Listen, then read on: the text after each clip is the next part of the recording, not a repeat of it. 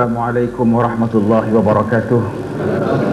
Alhamdulillah wassalatu wassalamu ala Rasulillah wa ala alihi wa ashabihi wa man tabi'ahu wa wala. Saudara pengurusi, saudara-saudara pimpinan, hadirin hadirat yang dihormati sekalian, alhamdulillah kita berkesempatan lagi untuk melanjutkan siri tafsir maudhu'i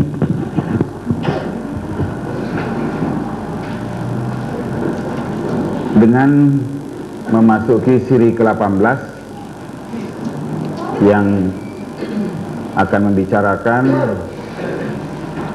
persoalan menangani fitnah dan mihnah, ujian dan tribulasi petunjuk Al-Quran. Saya teruskan saja dengan mengajak Anda melihat beberapa petikan ayat yang saya anggap relevan dengan persoalan ini sebagai pendahuluan, dengan catatan bahwa iman dan ujian adalah pasangan yang tak dapat dipisahkan dalam sunnatullah. Artinya tidak ada iman tanpa ujian.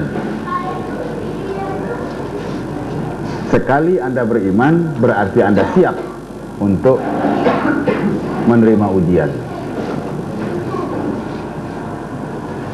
Nah, itulah yang dapat kita simpulkan dari ayat Al-Ankabut 2 hingga 3, demikian juga Al-Baqarah 155. Dari Al-Ankabut 23 kita petik ya, ayat a'udzubillahi minasyaitonirrajim. Bismillahirrahmanirrahim. Ahasiban nasu an yutraku an yaqulu amanna wa hum la yuftanun wa laqad fatanna alladhina min qablihim fala ya'lamanna Allahu alladhina sadaqu wa la ya'lamanna al-kadhibin. Apakah manusia itu mengira bahwa mereka dibiarkan sahaja mengatakan kami telah beriman, sedang mereka tidak akan diuji lagi?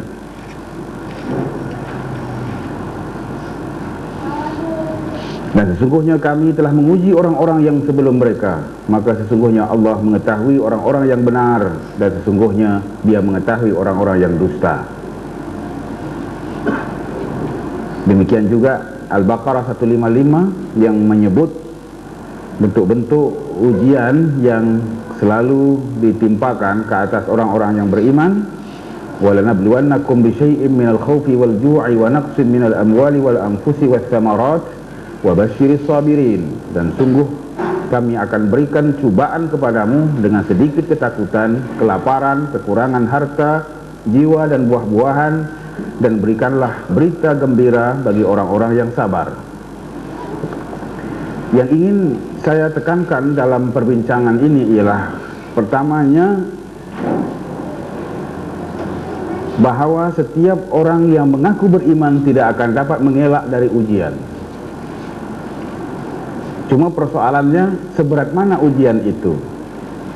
Biasanya berat ringan ujian mengikut kuat lemahnya iman. Iman yang kuat akan diuji dengan ujian yang berat, dan iman yang lemah akan diuji dengan ujian yang ringan. Jadi terimalah ujian apapun, karena itu dari satu segi adalah indikasi sekuat mana iman Anda. Begitu yang kita dapat tangkap dari hadis Rasulullah SAW yang menyebut asyaddun nasi bala'an, orang yang paling berat menerima ujian adalah al-anbiya. Asyaddun nasi bala'an al-anbiya'u thumma salihun. Selepas al-anbiya, selepas nabi-nabi ialah orang-orang saleh. Thumma al-amsal fal-amsal. Dan begitulah urutannya, urutan berikutnya. Yubtala ar-rajulu ala hasbi dinihi. fa in kana fi dinihi salabatan zida lahu fil bala. Seseorang itu diuji mengikut ukuran imannya. Seperti tadi saya sebut, iman yang kuat akan diuji dengan ujian yang berat. Iman yang lemah akan diberi ujian yang ringan. Fa in kana fi dinihi salabatan, apabila didapati seseorang itu kuat pegangan agamanya, imannya kuat, zidalahu fil bala, ditambah ujiannya.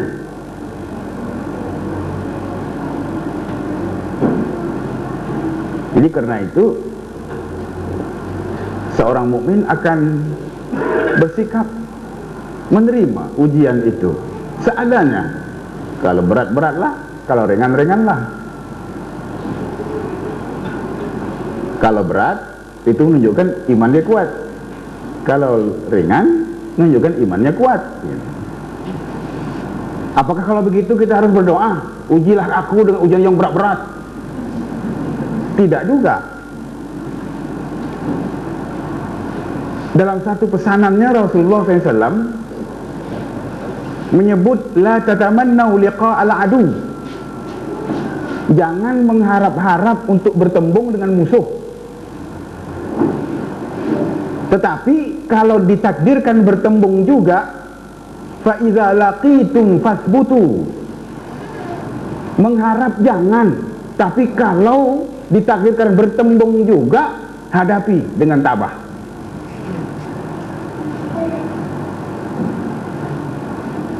Kalau boleh elak, elak. Tapi kalau tak terelak, hadapi dengan tabah. Jangan mencari ujian. Antara doa orang-orang Islam yang biasa diamalkan di masa-masa lalu ialah memohon agar Tuhan jangan uji. Sebab kalau Tuhan uji, akan terserah kelemahan diri.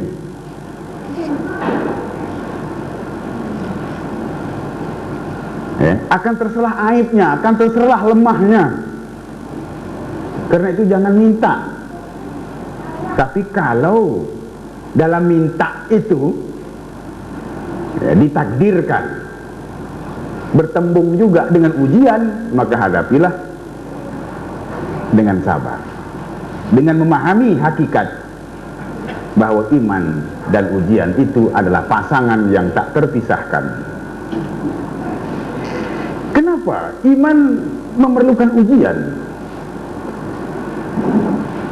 Karena iman itu suatu yang berat dan mahal.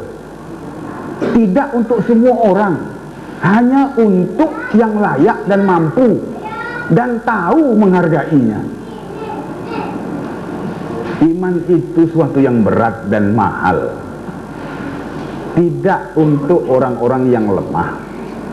Ya, hanya untuk mereka yang mampu memikul amanatul iman, memikul amanah iman dan tahu menghargainya karena ia mahal.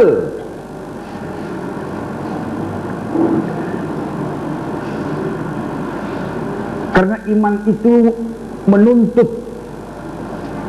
tanggung jawab. Iman itu punya tuntutan-tuntutan berat yang hanya orang kuat saja mampu melaksanakannya. Ya, iman menuntut pelaksanaan amar ma'ruf nahi mungkar, dan itu tidak mudah melaksanakannya. Hanya yang kuat saja yang mampu melaksanakannya. Nah, yang kuat yang mampu melaksanakan kedua-duanya. Amar ma'ruf pun dia laksanakan, nahi mungkar pun ada dia laksanakan. Ada orang amar ma'ruf saja gitu, nahi mungkar tak lakat nak buat. Jadi amar ma'rufnya saja gitu, nahi mungkarnya nanti. Nah, amar ma'ruf nahi mungkar pun ada skim Antoran.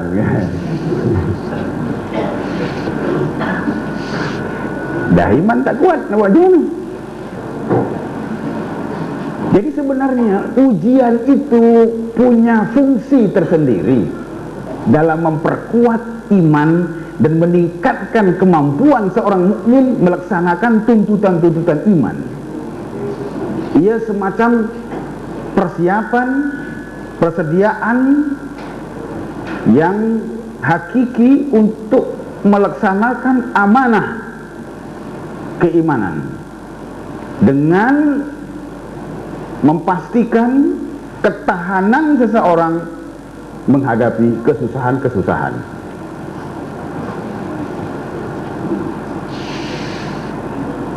Dengan memastikan kemampuan seseorang untuk menundukkan nafsunya. Itu semua ujian.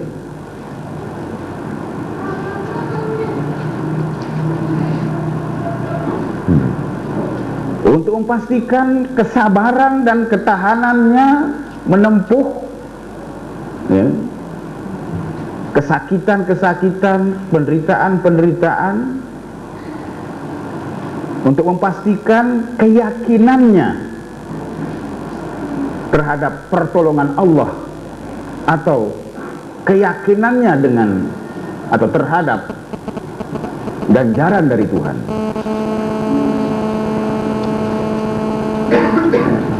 Kalau dalam menempuh derita pun, berapa lama pun dia sanggup lalui dengan keyakinan pertolongan Allah akan datang, atau dengan keyakinan dia berpahala dengan menempuh derita itu, dan keyakinannya bahwa dia berpahala itu yang menjadikan dia tahan, itu menunjukkan bahwa dia punya tingkat keimanan yang sudah tested. Supaya dengan itu nanti dia dapat menerima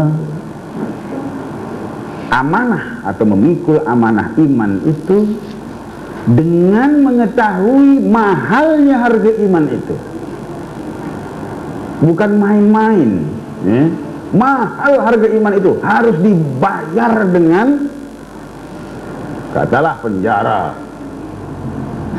atau ditahan, atau dipukul, atau dibuang kerja, atau ditahan kenaikan pangkatnya, atau dipotong gajinya, macam-macam lah. Jadi untuk agar dia tahu semahal mana harga imannya itu. Seorang yang dipenjara, baru dia tahu dia dipenjara, semahal itulah harga imannya sebenarnya.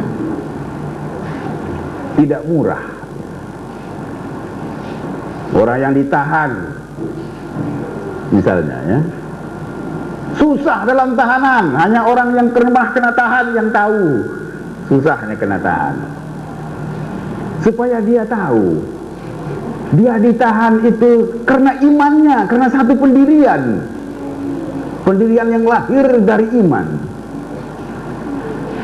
Maka saat dia menjalani penderitaan penahanan itu, dia dapat menilai semahal mana harga iman yang dipertahankannya itu. Karena imanlah maka dia terpaksa menjalani derita seperti itu. Orang lain bersukaria karena mereka tidak punya iman seperti iman kita. Jadi iman itu mahal. Derita, ujian untuk memberikan kita kesadaran betapa mahal harganya yang namanya iman itu. Seberat mana ujian, semahal itulah iman Anda.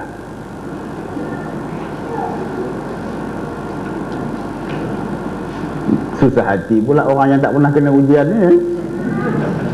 Murah benar iman aku. Janganlah susah hati. Ya, Tok Guru pun tak kena lagi. Taklah salah minta kan. Jangan cari pasal berdoa minta pula. Baik, kita beralih kepada persoalan ujian yang berupa keganasan, kekerasan, penindasan yang selalu ditimpakan kepada orang-orang yang beriman. Yang ingin kita lihat ialah sebab yang mendorong seseorang itu bertindak ganas. Mengapa seseorang itu bertindak ganas? Tidak punya tolak ansur, menindas.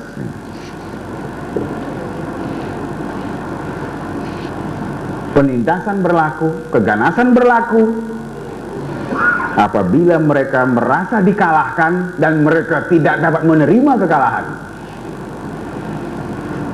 atau karena kepentingannya tergugat. Ini yang dapat difahami dari beberapa peristiwa yang digambarkan dalam Al-Quran, termasuk kisah dua anak Adam yang dulu pernah dibicarakan dalam salah satu siri tafsir Maudhu'i. Watlu alaihim naba abnai Adam bil haqq idh qarraba qurbanan fatuqabbala min ahadihima wa lam yutaqabbal min al-akhar qala la aqtulannaka qala innama yataqabbalu Allahu minal muttaqin. Ceritakanlah kepada mereka kisah dua putra Adam, Habil dan Qabil, menurut yang sebenarnya. Ketika keduanya mempersembahkan korban, maka diterima daripada salah seorang dari mereka berdua, Habil, dan tidak diterima dari yang lain.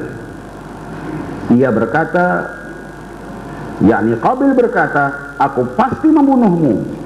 Berkata Habil, sesungguhnya Allah hanya menerima korban dari orang-orang yang bertakwa. Ayat ini boleh dilihat dari berbagai-bagai dimensi. Pertamanya dari segi etika pemberitaan. Tuhan mengatakan, watlu alaihim naba abnai Adama bil haqq. Ceritakan kepada mereka kisah dua putra Adam menurut yang sebenarnya, bil haqq. Ayat ini menggariskan etika pemberitaan atau etika penceritaan. Kalau nak membawa berita, biarlah berita itu disampaikan secara hak, sebagaimana adanya. Jangan dilobeh-lobehkan, jangan diputar belit.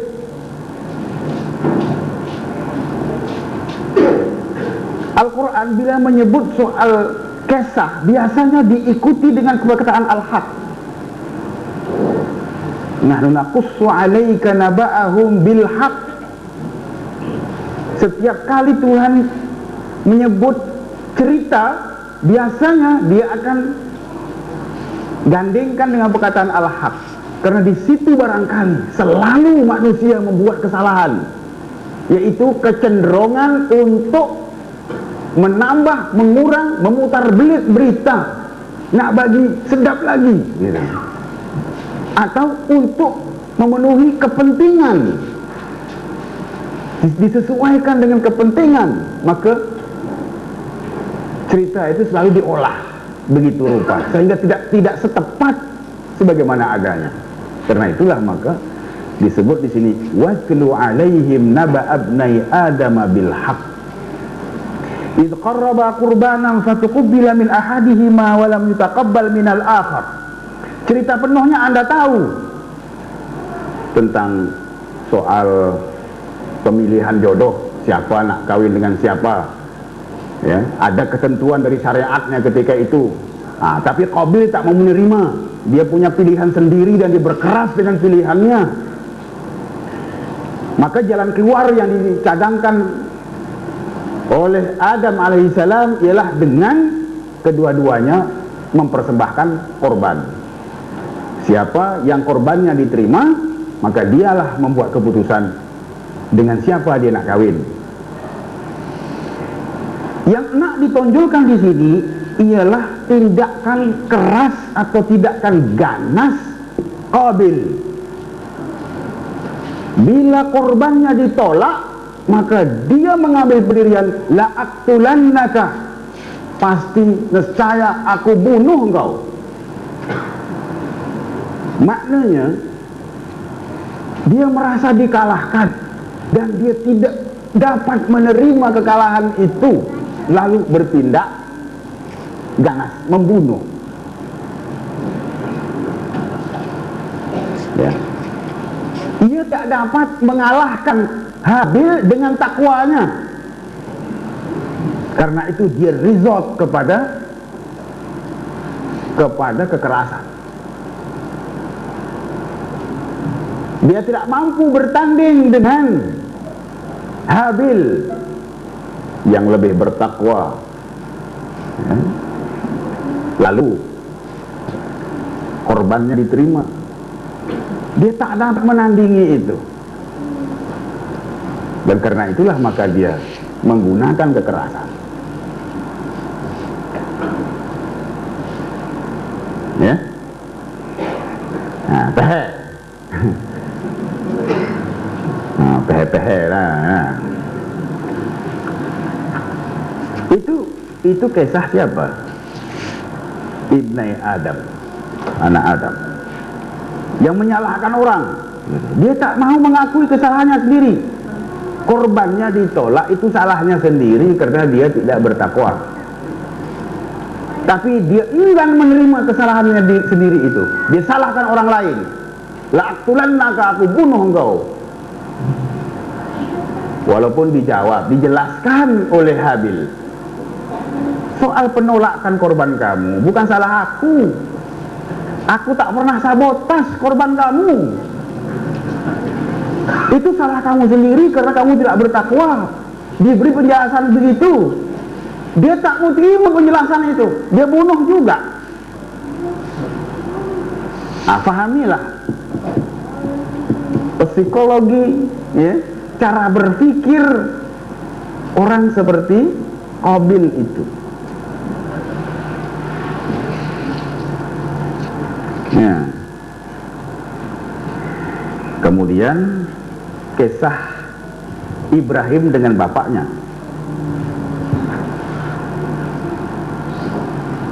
Ya. Dalam surah Maryam ayat 46.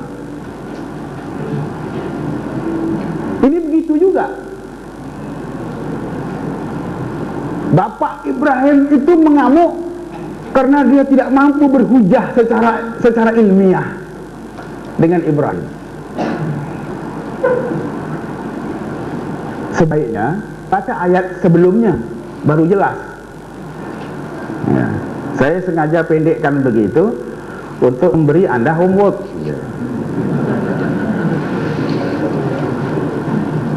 Tapi sayangnya tulisannya kecil sangatlah, mulai tak nampak. Dulu nampak, sekarang betul apa nampak. A'udzubillahi minasyaitonirrajim. Bismillahirrahmanirrahim. Mulai ayat 41 dari surah Maryam. Wadhkur fil kitabi Ibrahim innahu kana siddiqan nabiyya. Ceritakanlah kepada mereka, hai Muhammad, kisah Ibrahim yang tersebut di dalam Alkitab. Dalam kitab Al-Quran ini maksudnya, sesungguhnya ia adalah seorang yang sangat membenarkan, lagi seorang nabi. Idh qala li abihi ya abati lima ta'budu ma la yasma'u wa la yubsiru wa la yughni 'anka syai'a. Ketika ia berkata kepada bapaknya, wahai bapakku, mengapa kamu menyembah sesuatu yang tidak mendengar, tidak melihat, dan tidak dapat menolong kamu sedikit pun? Ini hujah-hujah. Hujah yang mencabar pemikiran. Itu yang Ibrahim lakukan. Perdebatan intelektual, rasional. objektif. Ya abati inni qad ja'ani minal ilmi ma lam ya'tika fattabi'ni ahdika siratan sawiyya. Wahai bapakku, sesungguhnya telah datang kepadaku sebahagian ilmu pengetahuan yang tidak datang kepadamu. Karena itu ikutilah aku, nescaya aku akan menunjukkan kepadamu jalan yang lurus. Ya abati la ta'budi syaitana inna syaitana kana lirrahmani 'asiyya. Wahai bapakku, janganlah kamu menyembah syaitan. Sesungguhnya syaitan itu durhaka kepada Tuhan yang Maha Pemurah. Ya abati inni akhafu an yamassaka 'adzabun minar rahmani fasatakuna lisyaitani waliya. Wahai bapakku, sesungguhnya aku khawatir bahwa kamu akan ditimpa azab dari Tuhan yang Maha Pemurah. Maka dengan demikian kamu menjadi kawan bagi syaitan. Ini hujah-hujah Ibrahim yang tak mampu dijawab oleh ayahnya. Ayahnya tak mampu berpikir menandingi kekuatan hujah Ibrahim. Bila tak mampu berhujah secara intelektual, secara rasional, apa dilakukannya? Hanya araghibun anta an alihati ya Ibrahim la illam tantahi la arjumannaka wahjurni maliya. Berkata bapaknya, bencikah kamu kepada Tuhan-Tuhanku yahai Ibrahim? Jika kamu tidak berhenti, maka nescaya kamu akan kurejam, dan tinggalkanlah aku buat waktu yang lama. Hujah Ibrahim tak dijawabnya. Jawablah. Tak dijawab karena dia tidak mampu menjawab. Sekolahnya tak sampai kemana-mana. Dia pakai lengan aja nih. Dia tak pakai otak, dia pakai lengan. Jadi bila tidak mampu berhujah secara intelektual, maka terdoronglah seseorang itu untuk melakukan kekerasan. Hatta bapak terhadap anak pun begitu. Baik, dari satu segi itu ketidakmampuan menghadapi hujah-hujah intelektual, hujah-hujah yang rasional. Dari satu segi sikap menggunakan kekerasan juga mungkin berlaku karena kepentingannya tergugat. Tergugatnya kepentingan. Karena Bapak Ibrahim itu seperti yang kita tahu adalah pengusaha berhala. Ya, pemilik proyek berhala nasional gitu kira-kira.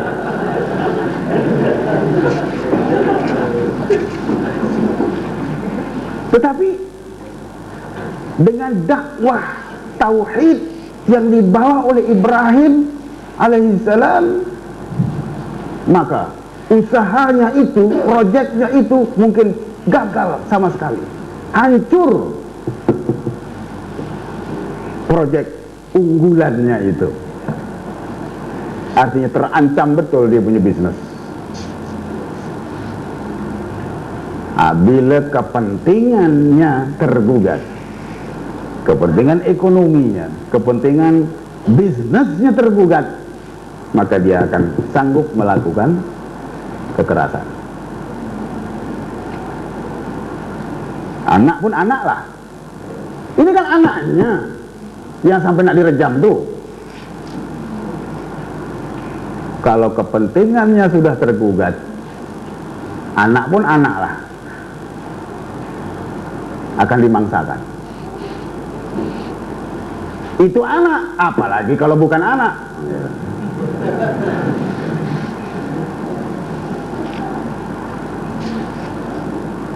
Ya, oke. Saya nak cepat aja nih, nak ke tempat lain. Generasi Nabawi era Makki merupakan kelompok kecil mustada'afin yang tertindas. Artinya dalam sejarah umat Islam Generasi Nabawi pernah menempuh satu era di mana mereka itu merupakan golongan kelompok kecil, sudah kecil tertindas lagi. Nah, ini yang disebut dalam surah Al-Anfal ayat 26, "Wadhkuru idh antum qalilun mustad'afuna fil ardi takhafuna an yatakhaffafakumun nasu fa'awakum wa ayyadakum binasrihi wa razaqakum minat thayyibati la'allakum tashkurun." Dan ingatlah wahai para muhajirin, ketika kamu masih berjumlah sedikit lagi tertindas, qalilum mustada'afun, qalilum mustada'afun, sedikit lagi tertindas di muka bumi, dan kamu takut orang-orang Makkah akan menculik kamu.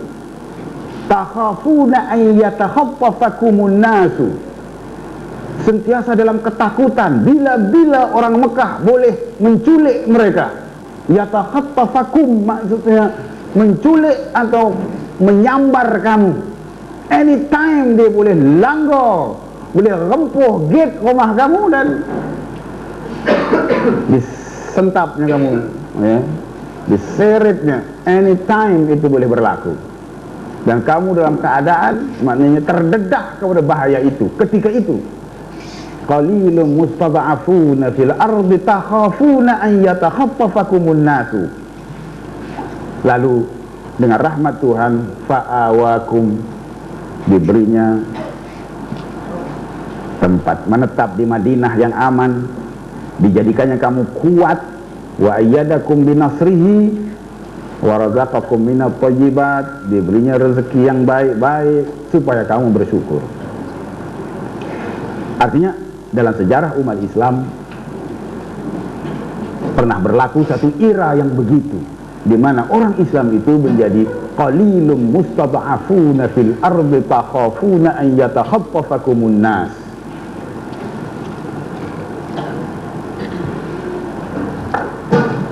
Ya. Setelah itu kita lihat bagaimana mereka survive. Umat Islam yang pernah begitu itu, selemah itu, dan dalam keadaan sebahaya itu, tapi akhirnya mereka survive. Apa faktor survival mereka? Maka kita sebut di sini faktor yang terbesarnya adalah iman dan takwa. Iman dan takwa, yang oleh orang Indonesia selalu disingkatkan sebagai IMTAK. IMTAK, iman dan takwa. Karena orang sana itu suka sangat singkatan-singkatan. Ya.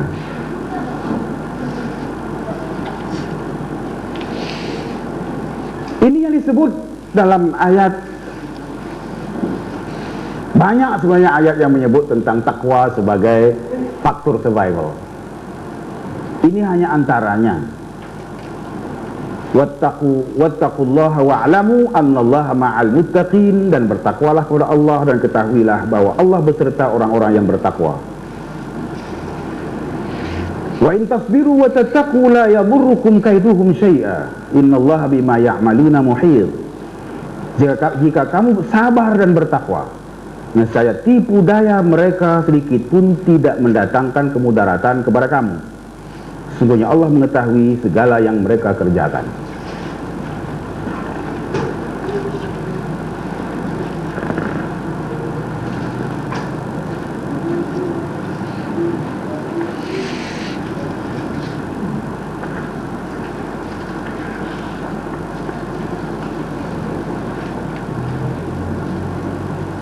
Pada zaman umat Islam menempuh era sukar dan sulit di Mekah, waktu itu petunjuk yang diberi oleh Al-Quran hanya disuruhnya jangan melawan dan dirikan sembahyang. Kufu aidiakum wa aqimus shalah. Itu petunjuk Tuhan ketika umat Islam di zaman Mekah yang belum punya kekuatan melawan. Jangan lawan. Kufu aidiakum. tahan dulu tangan kamu itu, walaupun dah, ya, macam mana ya, tangan orang marah, tapi tahan dulu dan dirikanlah sembahyang, disuruh sembahyang. Nah, dalam ayat lain Tuhan sebut, ya ayyuhalladzina amanu ista'inu bis-sabri was-shalah. Dalam keadaan susah, dalam keadaan tertekan, umat Islam atau orang-orang yang beriman disuruh bersabar dan sembahyang. Antara sabar dan sembahyang itu selalu bergandengan. Ya ayyuhalladzina amanu ista'inu bis-sabri was-shalah innallaha ma'as sabirin, seperti yang disebut dalam surah Al-Baqarah 152. Jadi dalam menghadapi saat getir seperti itu, apa yang harus dilakukan? Yang pertama adalah sabar. As-sabru ala ta'ah, sabar dan tahan melakukan ketaatan kepada perintah-perintah Allah. Jangan bosan, jangan jemu, jangan give up, jangan fed up. Sabarlah melakukan ketaatan. As-sabru 'anil ma'asi, sabar menghindari maksiat.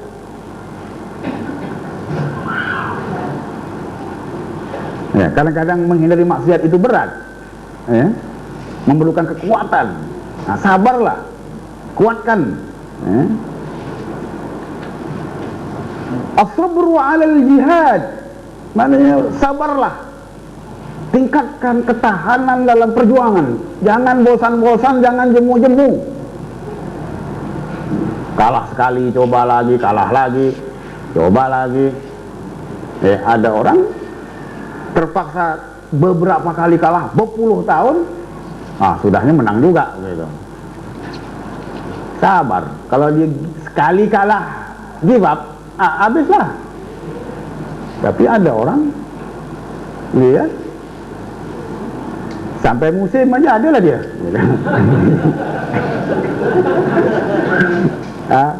Dia tak kira kalah dah kan, kalah baru kira seri. As-sabru 'ala al-jihad, as-sabru 'ala kaidil a'da, sabar menghadapi tipu daya musuh. Kadang-kadang tipu daya musuh ni tak habis-habis. Ada saja, lepas satu-satu. Sabar melintasi dan melalui tipu daya musuh ini satu persatu, berapa saja. Lepas satu, bersiaplah menghadapi satu lagi, gitu.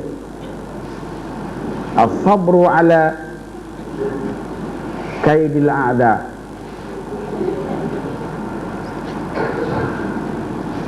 as-sabru 'ala bat'in nasr, sabar menunggu lambatnya datang kemenangan, lambatnya datang pertolongan Allah.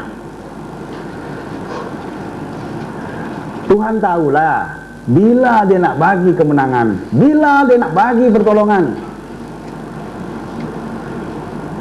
Jangan memerintah Tuhan. Tuhan bukan boleh disuruh-suruh. Apalah Tuhan ni lambat benar, bila lagi? Siapa kamu nak marah-marah Tuhan, nak suruh-suruh? Kalau Tuhan itu boleh disuruh-suruh, bukan Tuhan dia. Kamulah Tuhan, kamu boleh suruh dia.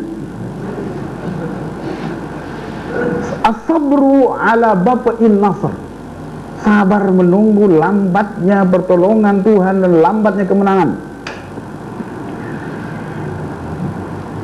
As-sabru 'ala bu'di syuqqah, sabar karena jauhnya perjalanan yang sukar. Jauh, is a long journey. Sabar. As-sabru 'ala intifashil batil, sabar menyaksikan ya gemerlap dan bergelemanya kebatilan. Kadang-kadang kita melihat kebatilan itu ya intifasu, maknanya menggelembung besar, kelihatan seperti ialah mekar, macam menang, begitulah.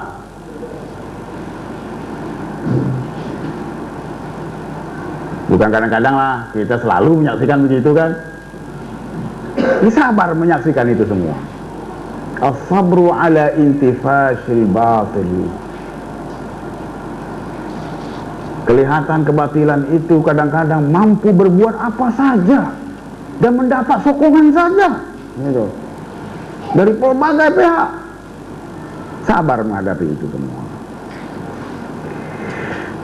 Ya ayyuhalladzina amanu sta'inu bis-sabri. Dapatkan pertolongan itu dengan sabar, dengan kekuatan, dengan faktor sabar. Tetapi kalau sabar saja ya, sabar boleh mengempis, sabar boleh menurun, sabar boleh melemah dengan lamanya masa. Kalau cuma sabar, tak ada yang lain selain sabar. Karena itulah ia digandingkan dengan as-salah.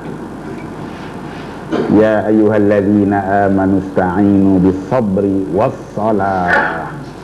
Sabar sendirian tidak mampu. Tak mampu bertahan kalau cuma sabar.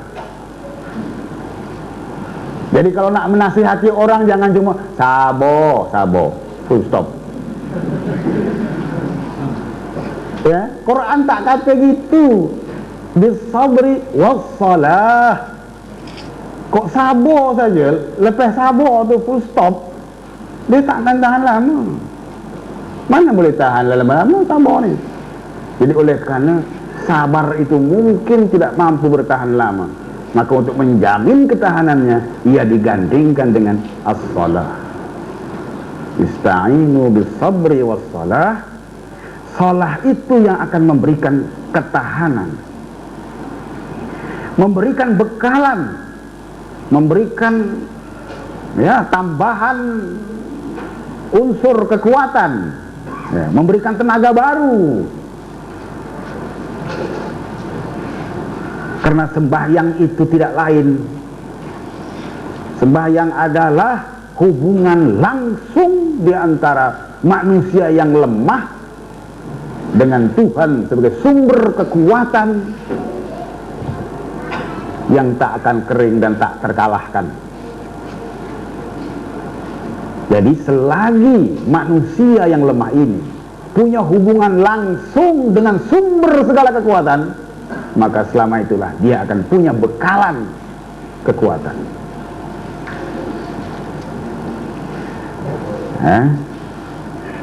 Bahwa salah itu, sembahyang itu adalah afsilatul mubasyirah bainal insanil fani wal quwwatil baqiyah.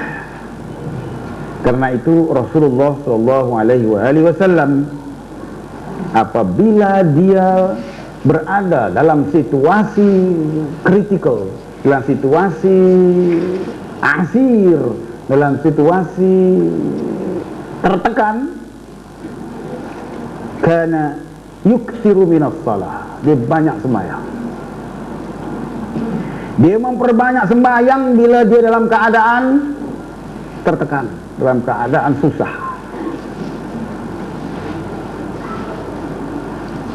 Ya, yuksiru minas salah liyuksiru minal liqa'i billah. Memperbanyak sembahyang agar dia dapat memperbanyak kontak dan pertemuan dengan Allah.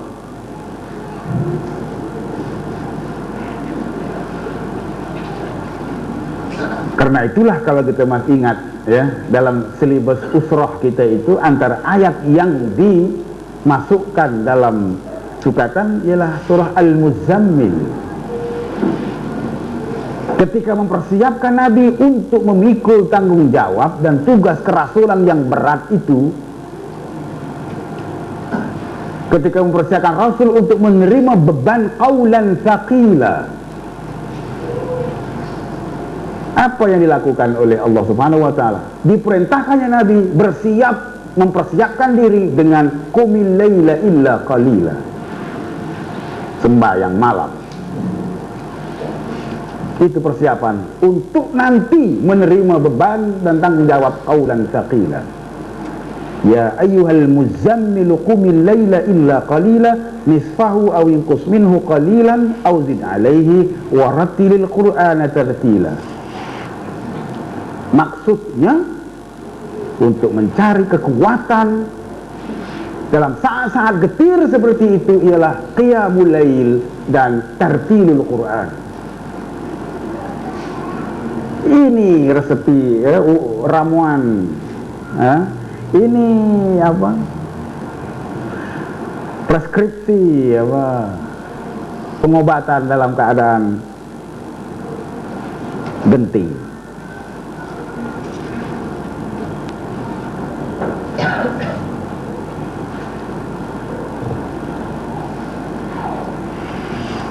Karena itu Rasulullah SAW punya ketahanan dalam menempuh apapun dugaan.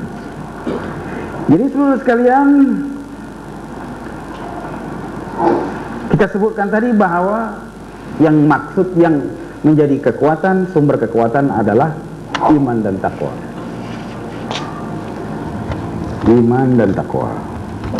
Lalu takwa itu apa? Barangkali Anda sudah membacanya dari pelbagai sumber tentang takwa. Cuma sekedar untuk membaharui ya, kefahaman tentang takwa itu, saya petik saja dari Yusuf Al-Qaradawi yang menyebut bahwa yang namanya takwa itu adalah himpunan segala sifat kebaikan, makarimul akhlak.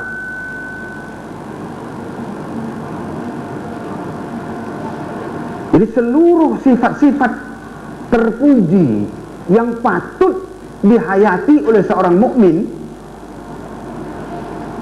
baik penyayangnya, jujurnya, ikhlasnya, ya, kuat sembahyangnya, banyak sedekahnya, menjaga lidahnya dan sebagainya, itu semuanya itu dipadatkan dalam satu kalimat takwa.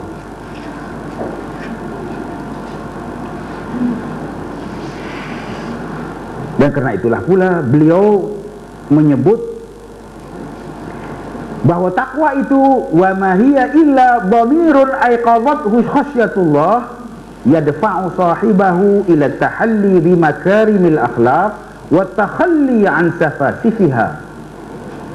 Yang namanya takwa itu adalah dhamir, hati, jiwa nurani yang dibangkitkan, yang disadarkan oleh rasa takut kepada Allah.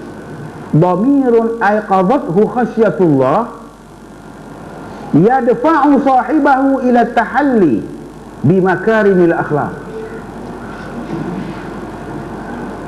Dhamir, hati nurani yang disadarkan, yang dibangkitkan oleh ketakutan kepada Allah, lalu mendorongnya, yadfa'u sahibahu, mendorongnya menghayati makarimul akhlak, mendorongnya menghayati akhlak yang mulia.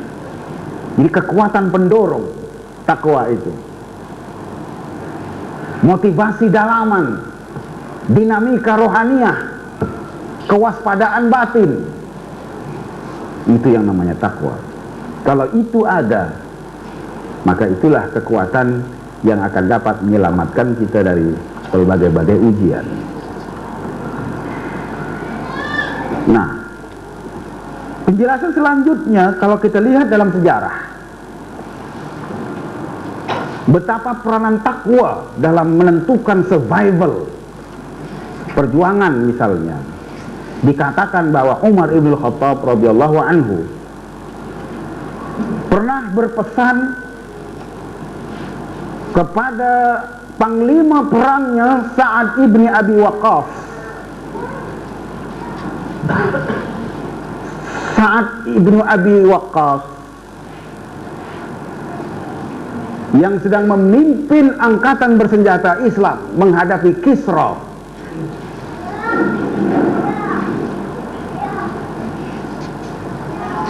Ya. Dengan mengatakan, ya Sa'ad, usika wa man ma'aka bi taqwallahi azza wa jalla. Wahai Sa'ad, aku berpesan kepadamu dan orang-orang yang bersamamu agar bertakwa kepada Allah. Fa inna taqwallahi afdalul 'uddati 'alal 'adu. Sesungguhnya takwa kepada Allah itu adalah bekalan yang terbaik, yang paling utama untuk menghadapi musuh. Sebelum peluru, sebelum panah, sebelum pedang, takwa dulu. Itu jangan tinggal kekuatan itu. Wa aqwal makidati fil harbi. Takwa itu adalah tipu daya perang yang paling ampuh, yang paling penting, yang paling kuat. Wa'lam anna dhunubal jayshi akhwafu alaihim min aduwwihim. Dan ketahuilah bahwa dosa bala tentera itu lebih berbahaya dari musuh-musuh mereka sendiri. Ya. Dosa yang dilakukan oleh bala tentera kita itu lebih berbahaya dari serangan musuh. Wa anna la nantasir ala aduwina bi'adadin wala uddah. Kita tidak akan menang menghadapi musuh kita itu dengan bilangan yang banyak atau bekalan yang banyak. Kita serba kurang dari segi bilangan dan dari segi persiapan, bekalan. Fa'adaduna laisa ka'adadihim wala uddatuna ka'uddatihim.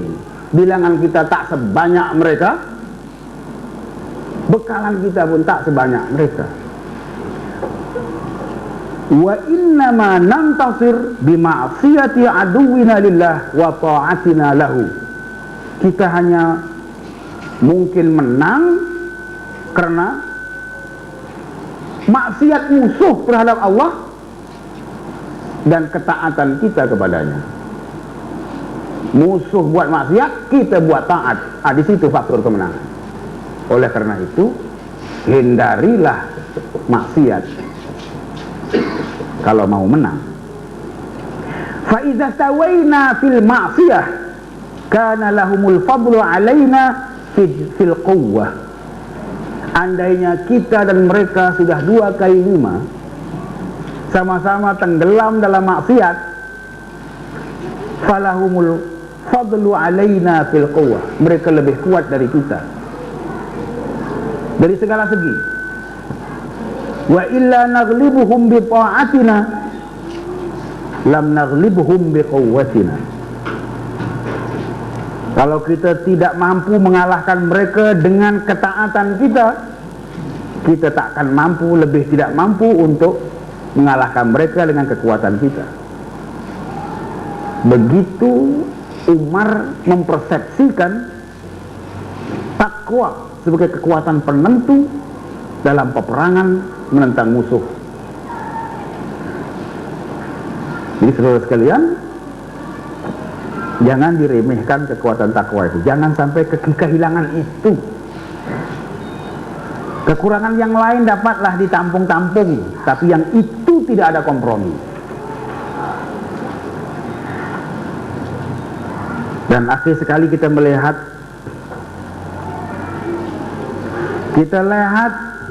kekuatan iman dalam mencetuskan, dalam memberikan kita kebebasan dari ketakutan. Dengan punya iman kita bebas dari ketakutan.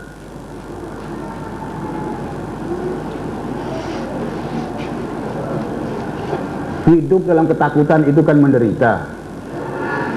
Menderita hidup dalam ketakutan nih. Ya. Anda ingat? Senang hidup orang yang ketakutan itu. Yang takut rahasianya terbuka, ya. Yang takut filenya naik, ya. Yang takut kejahatan-kejahatannya terdedah. Anda ingat bahagia mereka itu? Tak lena tidurnya itu. Walaupun menelan obat tidur bergantang-gantang, mereka tidak akan bahagia. Nampak bahagia, semuanya ada, serba-serbinya ada, orang semua sayang kepada dia. Tapi kalau dia ada sesuatu yang dia takutkan, dia takut rahasianya terbuka, dia takut gengnya buka rahasia, ya, dia tidak bahagia. Tapi orang beriman yang tak buat salah, dia tak ada susah sangat, tak ada susah hati. Lebih dari itu, yang membebaskan orang beriman dari ketakutan ialah apabila dia memandang kekuatan-kekuatan duniawi ini tidak seberapa, dipandang ringan semua kekuatan duniawi. Bila dia lihat dunia ini murah, maka didatanglah keberanian itu. Dunia ini sementara, berapa lamalah dunia ini, ya, berapa panjanglah umur manusia ini, ya, berapa sangatlah nilai harga kekayaan dunia ini. Dengan melihat begitu, dia datang keberanian. Dan contoh terbaiknya ialah peristiwa yang berlaku di kalangan ahli-ahli sihir Fir'aun, yang pada mulanya memang diambil oleh Fir'aun, dijanjikan upah untuk melawan mukjizat Musa alaihissalam. Dah dirundingkan, dah negotiate dah tu, dah ada MOU. Ya, sebab ahli sihir ini secara minta bayaran secara profesional. Ini bayaran profesional. Profesion kami ahli sihir. Kalau kami lakukan dan kami menang, apa kami dapat? Fir'aun berjanji macam-macam, termasuklah dijanjikan kamu akan diberi hadiah begitu begini, dan aku akan jadikan kamu minal muqarrabin. Minal muqarrabin hanya orang yang dekat. Inna sakal aku muqarrabin, orang yang dekat. Waktu itu memang orang berlumba-lumba untuk menjadi orang yang dekat dengan Fir'aun. Waktu itu berebut untuk menjadi orang yang dekat dengan Fir'aun. Muqarrabin. Muqarrabin ini bahasa Quran lah, payah sangat kadang-kadang nak paham, ya. Kalau nak dibahasakan sekarang, apa muqarrabin? Nah, barangkali itulah istilahnya. Aku akan jadikan kamu kroni-kroni aku, gitu. Waktu itu memang orang berlumba-lumba untuk menjadi kroni Fir'aun. Tapi para ahli sihir Fir'aun ini, bila dia bertemu sampai kepada satu tahap memilih kebenaran, ini soal benar salah dah nih. Ini bukan soal profesion lagi. Ini sudah sampai ke batas salah benar. Bila mereka kalah dalam pertarungan, ya, sihir lawan mukjizat, mereka mengaku secara objektif bahwa mereka berhadapan dengan kebenaran mutlak, kekuasaan Allah Subhanahu wa Ta'ala.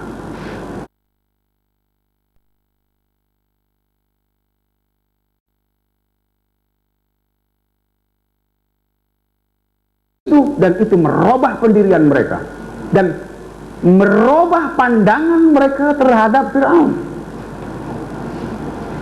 Fir'aun yang selama ini dia lihat gagah perkasa, ya, dan orang berlumba-lumba untuk mendekatinya, saat itu dia lihat kecil, murah, lemah.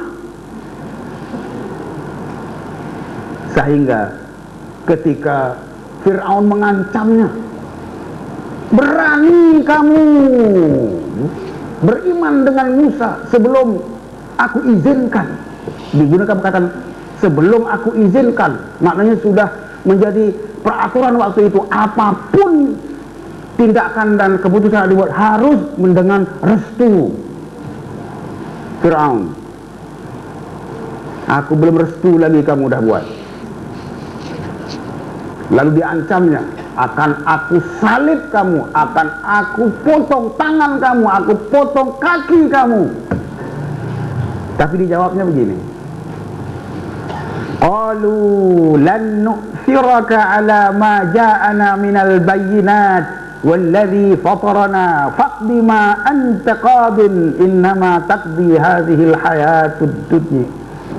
hayatad dunya inna amanna bi rabbina liyaghfira lana khatayana wa ma akrahtana alaihi minas sihri wallahu khairu wa abqa. Kami tidak akan mengutamakan kamu daripada bukti-bukti yang nyata. Kamu tidak lebih penting, yalah, dari bukti-bukti yang nyata yang telah datang kepada kami dan daripada Tuhan yang telah menciptakan kami. Karena itu putuskanlah apa yang hendak kamu putuskan. Faqdi ma anta qadin. Go ahead, semuanya dengan keputusan kamu itu. Kami tidak takut. Innama taqdi hadhil hayatad dunya. Sesungguhnya kamu hanya akan dapat memutuskan pada kehidupan di dunia ini saja.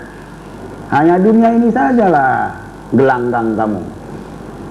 Habis dunianya, habislah. Berapa hari lagi kamu akan ada di dunia ini?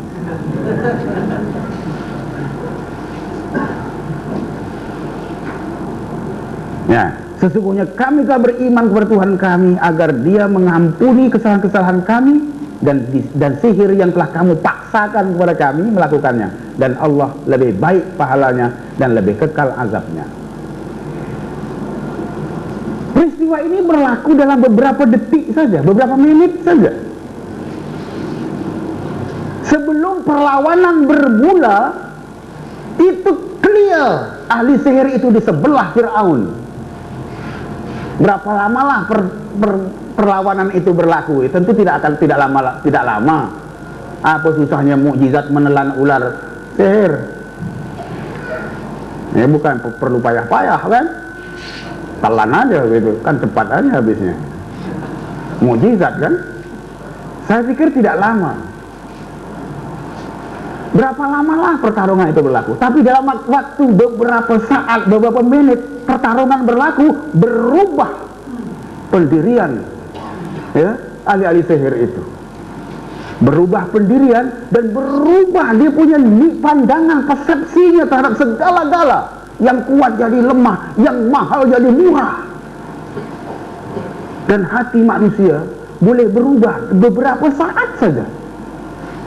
Ini yang namanya Tuhan itu muqallibal qulub.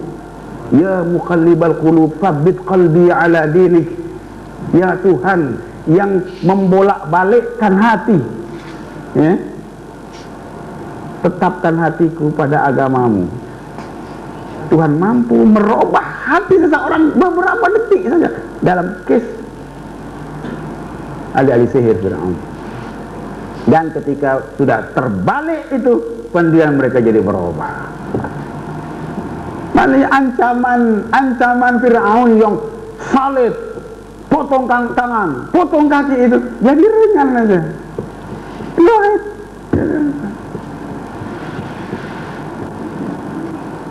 Karena bagi dia wallahu khairu wa abqa. Allah itu balasannya, ganjarannya lebih baik dan lebih kekal. Jadi iman yang memberikan mereka keberanian seperti itu.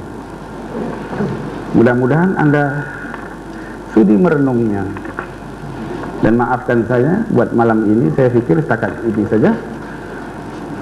Tak payah tanya-tanya lah. Terima aja, sebab saya akan bersegera ke tempat lain. Sekian, Assalamualaikum warahmatullahi wabarakatuh.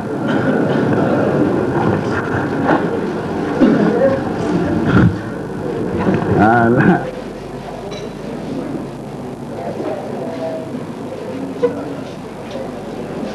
Majlis mengucapkan banyak terima kasih kepada Bapak Ustaz Dr. Siddiq Fadil atas penjelasan itu tadi. Semoga ianya akan mematangkan kita dalam menghadapi isu-isu fitnah dan mihnah yang cukup subur dalam masyarakat kita dewasa ini. Sebelum memandangkan Ustaz ada program di Port Dickson anjuran yatim Kota Islam, Ustaz tidak dapat untuk mendengar jawab soalan daripada hadirin sekalian. Sebelum saya tangguhkan majlis, saya mempunyai beberapa